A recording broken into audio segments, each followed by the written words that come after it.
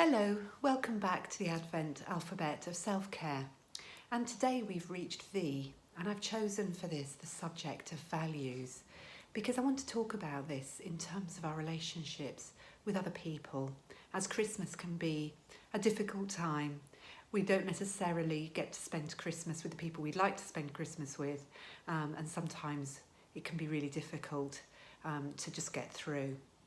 So what I want to talk about is to do with how we can choose and make a choice about how we respond to the difficulties that can arise at Christmas. What can happen when we're in a difficult relationship with somebody is we can begin to see ourselves as the victim to them. And we look at their behaviour and we feel very hurt by what they're doing or saying. And we put ourselves in a position where we feel that we have no control over this situation. It's not our fault, and the other person is really sort of unkind or unpleasant. And I'm not saying that they're not unkind or unpleasant, but what I'm saying is that we can address this idea that we have no choice in that particular situation. Sometimes what can happen when we're in a conflict and we see ourselves as a victim is that we tend to try and redress the balance. And then rather than the other person being the persecutor, we actually become their persecutor. And we begin to argue with them. And then they might feel justified in feeling like a victim and feeling that we're the horrible person. So how do we break out of this horrible way of being in relationship with other people? And I think the real answer is to step away from that idea of not having any control. And it's about being able to recognise what our values are and what we want from this particular relationship or situation.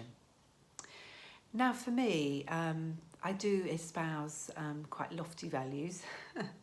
And for me, love is my primary value that I try and work towards. And so what I ask myself in situations is how in this situation I can exercise the value of love. Obviously that might be slightly changed to care or compassion or kindness. But what I try and do is I try and make decisions based on my values. And I've found this enormously helpful when I've been faced with very difficult situations in my life, because it's given me something outside myself. It's given me something else to focus on. And it enables me to rise above the hurts that I'm feeling in that particular situation and the sorrow that I feel in that particular situation. And it helps me to decide, what do I want to do that's true to my values? And so that's what I really wanted to share with you today. What are your values? Because what we do is, rather than living in a way that reacts to circumstances, we can be proactive in circumstances. And we can make choices in those circumstances.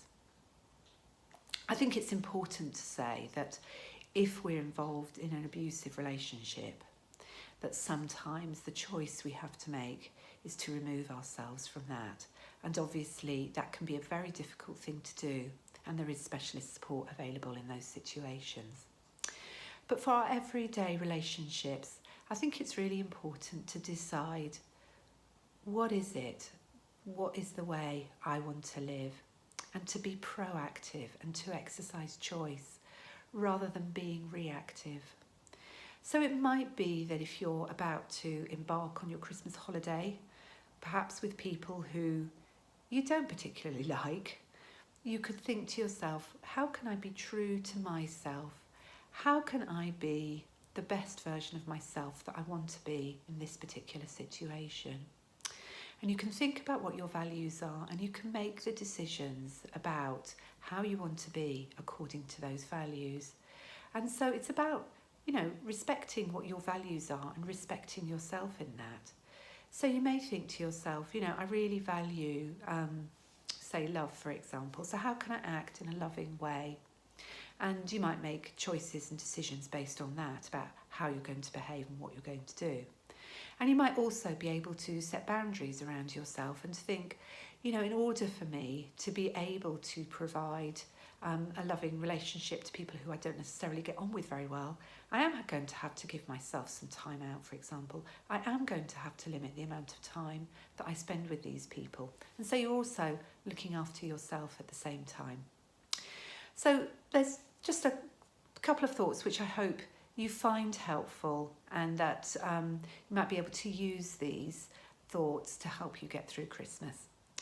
Thanks so much for listening. I'll see you tomorrow. Bye.